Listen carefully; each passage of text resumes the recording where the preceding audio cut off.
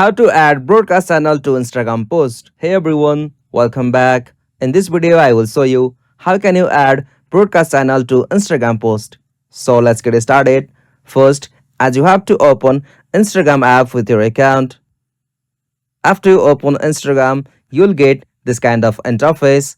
From here you'll have to just create and post. For that, tap on the plus icon at the bottom.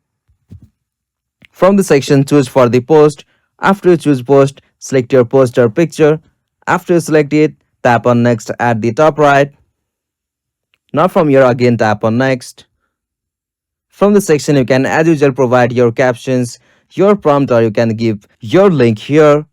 After you complete all of the settings for your post, you can simply find the option tag or invite collaborator. Simply tap on this tag option.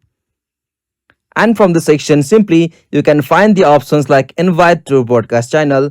If you find that, simply tap on that, select the channel you want to link. If you don't see your channel listed, make sure it is created from the same account and it is publicly joinable. After you confirm it, you can simply link your broadcast channel to your post. So that was the process. After you link your broadcast channel, simply tap on share at the bottom. After you tap on that, that post will be shared with your broadcast channel link.